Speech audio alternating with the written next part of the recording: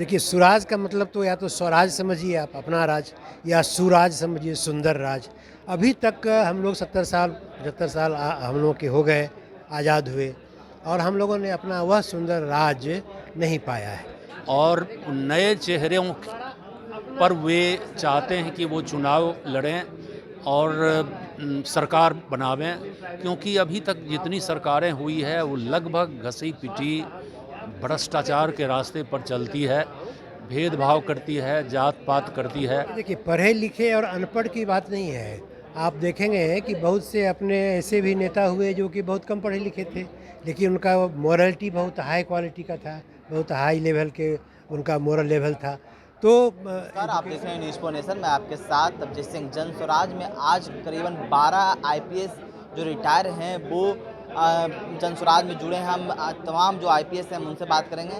Sir, आज आप जन स्वराज में जुड़े हैं, क्या कुछ कहिएगा? जन स्वराज में हम इसलिए जुड़े हैं कि जन स्वराज चाहती है कि अच्छे लोग जो समाज में दबे हुए अभी तक हैं वो सामने आवें और एक आमूल चूल परिवर्तन का रास्ता अपने खोज के निकालें, और नए चेहरों पर वे चाहते हैं कि वो चुनाव लड़ें और सरकार बनावें, क्योंकि अभी तक जितनी सरकारें हुई है वो लगभग घसी पिटी भ्रष्टाचार के रास्ते पर चलती है, भेदभाव करती है, जात पात करती है। सभी चीज़ों से ऊपर उठ करके जन स्वराज पार्टी का निर्माण हुआ है, इसलिए आकर्षित हुए हैं और हम लोग इसमें चाहते हैं कि नवयुवक हमारे साथ आवें। सारे मीडिया कर्मी भी एक आंदोलन समाज में पैदा करें, जो बहुत दिनों से आंदोलन नहीं हुआ है जेपी मूवमेंट के बाद। अब समय आ गया है कि जनता जगे और अपना प्रतिनिधि अपने इच्छानुसार स्वच्छ चरित्र के लोगों को चुने। सर, रिटायर होने के बाद आपने जन स्वराज में भी आस्था रखा है, तो क्या लगता है कि आने वाले दिनों में आप चुनाव भी लड़ सकते हैं? हम चुनाव लड़ने के विरुद्ध थे, क्योंकि जनमुक्ति आंदोलन में हम राष्ट्रीय अध्यक्ष रह चुके हैं और हम लोग चाहते हैं कि नवयुवक लड़ें चुनाव, उनको मैं सपोर्ट करूं, और आवश्यकता पड़ेगी तो मैं भी लड़ सकता हूं चुनाव। और बहुत दिनों से एक ज्वाला हम लोगों के हृदय में जल रहा था कि चारों तरफ अन्याय का वातावरण है, गरीबों का, मजदूरों का और जितने निचले तबके के लोग हैं उनका शोषण किया जा रहा। टैक्स के पैसे की बेरहमी से राज्य सरकार और केंद्र सरकार उसका इस्तेमाल करती है, गलत इस्तेमाल करती है एक बार चुन जाने के बाद। पहले से आपने सोचा था कि रिटायर होने के बाद हम कुछ राजनीतिक पार्टी में ज्वाइन? हाँ, इसीलिए तो मैं 2007 में आईजी विजिलेंस से जब रिटायर किया तो जनमुक्ति आंदोलन का अध्यक्ष बना और सामाजिक परिवर्तन के लिए गढ़वा में, कैमूर में गरीब लोगों के बीच बंधुआ मजदूरी वगैरह के खिलाफ, बाल विवाह के खिलाफ हमने आंदोलन चलाया। वहाँ पानी नहीं मिलता है अभी भी, आदिवासियों के लिए तो आज़ादी अभी मिली नहीं है, जो पहाड़ में रहते हैं वो पीने का पानी गंदे नाले से धो करके लाते हैं। तो उन लोगों के प्रति जागरूकता हमने पैदा किया। ह्यूमन राइट्स में हमने मुकदमा भी किया पटना के कमिश्नर और कैमूर के डीसी के विरुद्ध। तो मैंने ह्यूमन राइट्स में केस किया था, 5 साल तक हमने लड़ा था। तो हम लोग कर रहे हैं लगातार।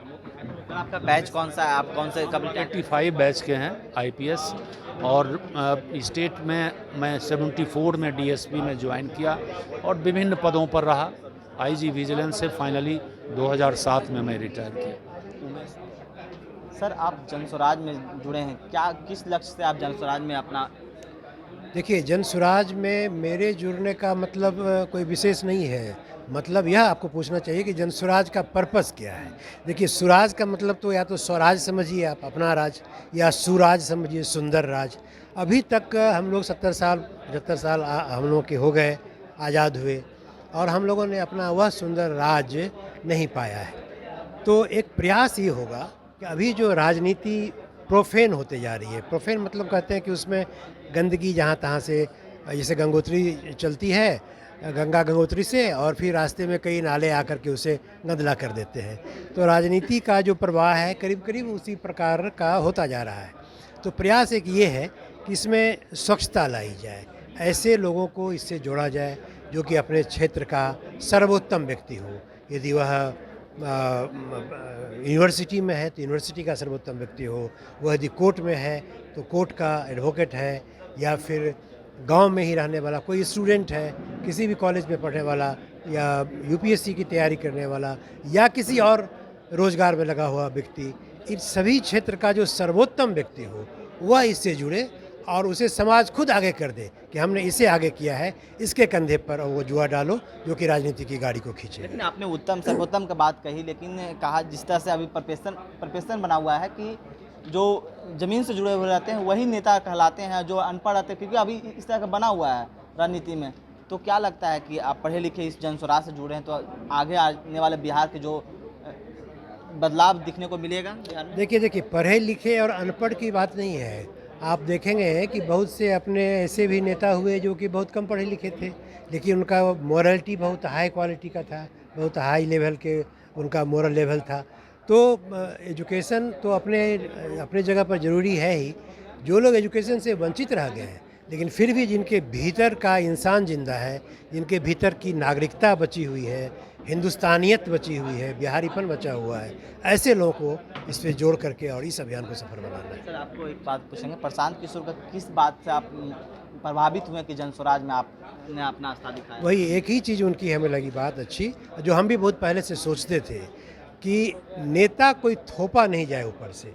नेता हर एक क्षेत्र से लोग खुद बता दें कि यह आदमी नेतृत्व के योग्य है, इसे ले जाइए और इसके कंधे पर जुआ डालिए और इससे राजनीति की गाड़ी आगे खिंचवाइए। आगे आप चुनाव लड़ने का भी नहीं, मैं ऐसा नहीं सोचता और मुझ में अब वो सलाहियत भी नहीं है कि हम चुनाव लड़ेंगे, लेकिन ऐसे लोगों को चुनने में, खोजने में, उन्हें सपोर्ट करने में ज़रूर मदद करेंगे, आगे रहेंगे। आपका बैच कौन सा रहा, आपका क्या? हम लोग 87 बैच के डीएसपी थे और 2002 में हम लोग आईपीएस हुए और यहाँ से डीआईजी के रूप में हम सेवानिवृत्त हैं। मेरा नाम अनिल कुमार सिंह है। देखिए, मैं तो भारतीय पुलिस सेवा में रहा, 1978 बैच का आईपीएस ऑफिसर हूँ और मेरा कैडर रहा है छत्तीसगढ़ और मध्य प्रदेश।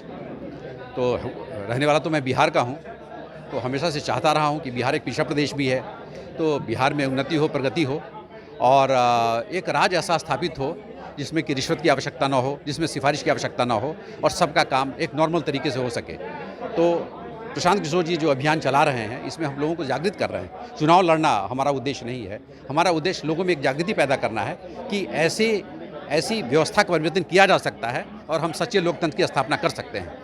सर जिस तरह से बात करें कि जिस तरह प्रशांत किशोर लोगों से जुड़ रहे हैं, जनसुराज में अभियान में लगे हुए हैं, तो इसको आप कैसे देखते हैं कि आने वाले दिन में बिहार में उनका जो मकसद है वो दिखेगा लोगों में? बिल्कुल, वो तो 6 महीने से अभी पदयात्रा कर रहे हैं और पूरे प्रदेश की पदयात्रा करेंगे। वो लोगों से वो मिल रहे हैं, लोगों की समस्याओं के बारे में जानकारी ले रहे हैं, क्योंकि वो भी प्रदेश से बाहर रहे हैं काफ़ी दिनों तक। तो और उनमें भी एक जज्बा है बिहार को आगे बढ़ाने के लिए, तो समस्याओं को देख रहे हैं, उसके अनुसार वो ब्लूप्रिंट बनाएंगे, योजना बनाएंगे और उस पर कार्रवाई होगी।